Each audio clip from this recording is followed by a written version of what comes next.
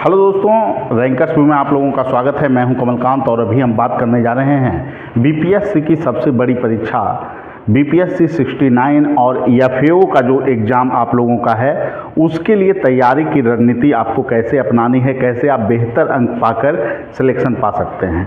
देखिए दोस्तों, अभी जो स्थितियां हैं उसके अनुसार जो लोग एफएओ लिए हैं उनके पास तो वैकल्पिक विषय जो है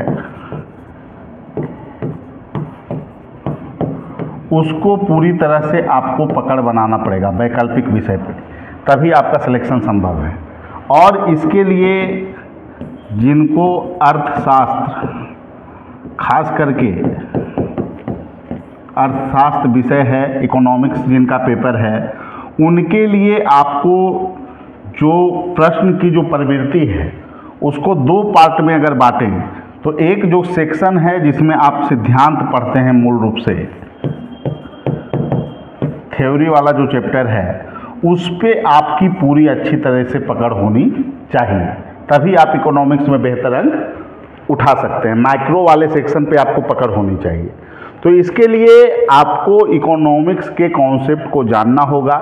वैसे बच्चे जो सोच रहे हैं कि एक महीना डेढ़ महीना में हम क्या कर सकते हैं, उनको मैं बता दूं कि पिछले बार ऑडिटर वाले जो पेपर में बहुत सारे लोग जो है कि आपको स्टैटिस्टिक्स लिए हुए थे, उन्होंने विषय परिवर्तन करके मात्र 17 से 18 दिनों में इकोनॉमिक्स में अच्छे नंबर पा लिए हैं, 140 से 150।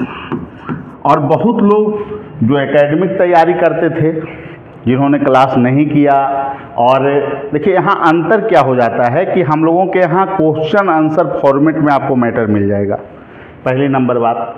और दूसरी नंबर बात ये है कि आपका जो वीडियो क्लासेज है, एस.सी. झा सर के द्वारा जो रिकॉर्डेड क्लासेज है वो क्लास आपको बिल्कुल आसान भाषा में है और बाइलिंगुअल है, हिंदी इंग्लिश दोनों मीडियम में लाभकारी है।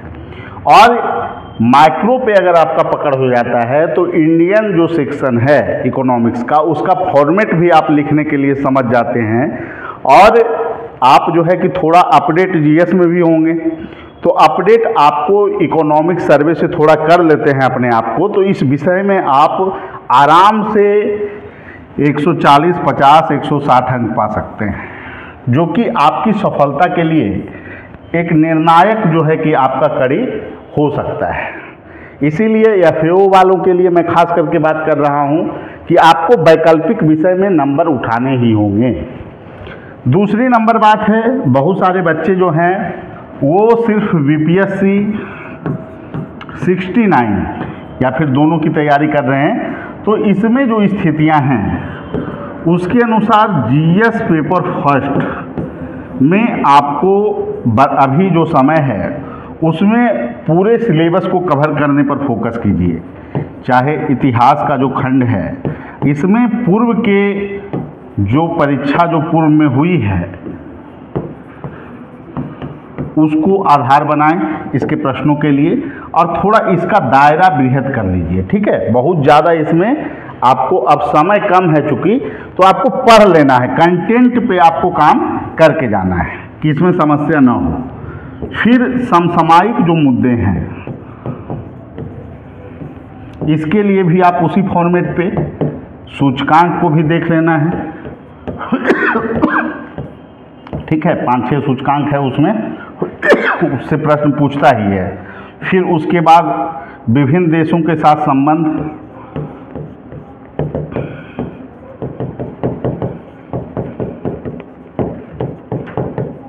इस सेक्शन को भी नहीं छोड़ना है। इसके अलावे भी जो है आपको जो देखना है महत्वपूर्ण है वो संगठन, वैश्विक संगठन को भी देख के जाना है। और जो चर्चा के मुद्दे रहे, जैसे चर्चा का मुद्दा कौन कौन रहा, आपको इंडिया में भी आप देखिएगा तो मणिपुर प्रकरण काफ़ी चर्चा का मुद्दा रहा, इजराइल और फिलिस्तीन के बीच विवाद चर्चा का विषय रहा है।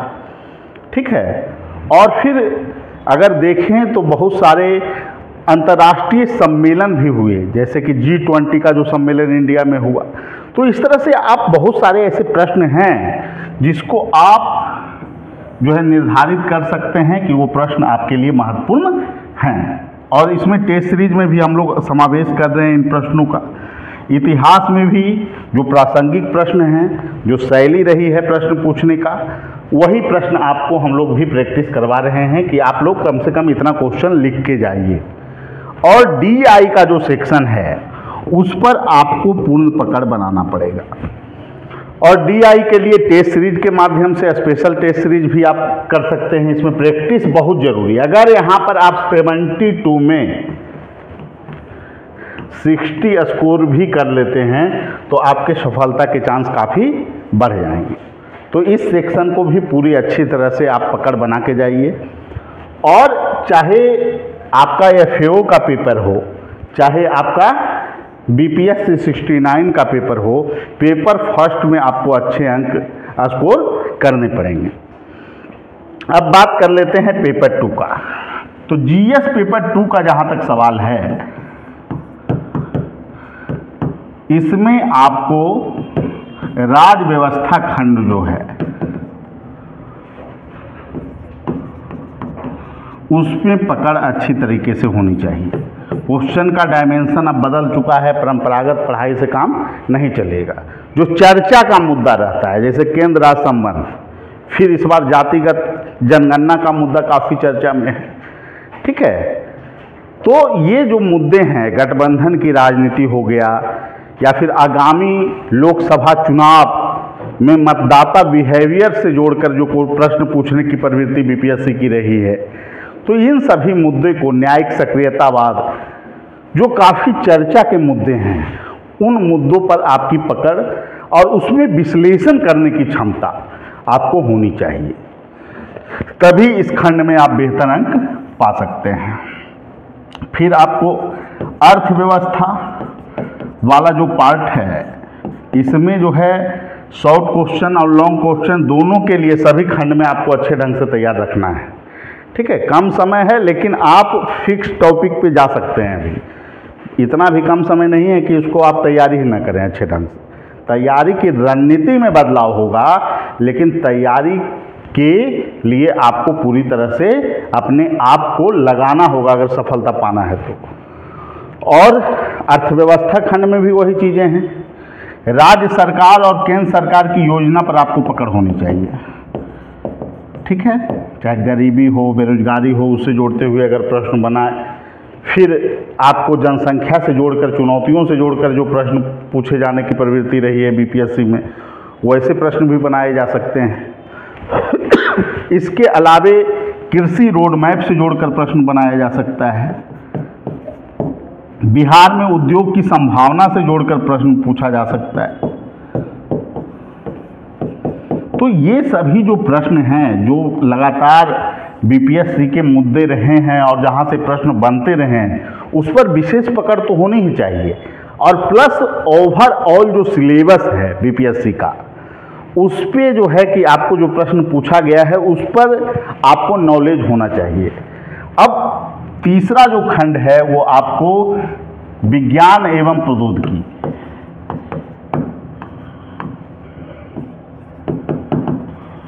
इसमें जो है पूर्णतः अप्लाइड ये पोर्शन अब हो चुका है। तो इसमें अनुप्रयोग से जोड़कर, चाहे आपको ऊर्जा संकट से क्वेश्चन पूछा जाए, ठीक है, क्या ऊर्जा की संभावना है, इससे जोड़कर प्रश्न पूछा जाए, जैव प्रौद्योगिकी से प्रश्न पूछा जाए, रोबोट तकनीक से प्रश्न पूछा जाए, नैनो टेक्नोलॉजी से प्रश्न पूछा जाए, तो अनुप्रयोग को लिखने पर आपको विशेष बल देना है। इस सेक्शन में भी आपको अच्छे नंबर मिल जाएंगे।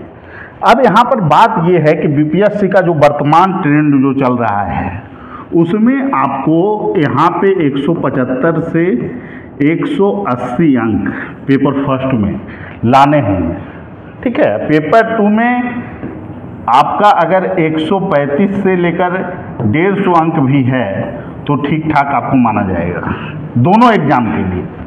और फिर निबंध का जो खंड है, इसके लिए हम विशेष रणनीति आपको बताएंगे कैसे आप अच्छे नंबर पा सकते हैं। निबंध वाले खंड में भी आपको कमोबेश 50-50-50 150 अंक तो करने ही होंगे। आपको अगर इंटरव्यू कॉल लेना है, आपको सिलेक्शन लेना है, तो इतना 160 से 180 अंक भी यहाँ पर पाया जा सकता है। ठीक है, ऐसा नहीं है कि निबंध खंड में नंबर नहीं उठेंगे। इसलिए प्रयास आपको क्या करना है, जो खंड पे आपको पहले से ही चीज़ें निर्धारित है ज़्यादा मात्रा में, तो पेपर फर्स्ट पेपर 2 पे कमांड करना है अच्छी तरीके से, और निबंध को भी नेगलेक्ट नहीं करना है। तीनों खंड पे आप जो है कि अच्छे ढंग से पकड़ बनाएंगे। निबंध पे हम बाद में चर्चा कर लेंगे। एफएओ वालों के लिए भी सेम बात है।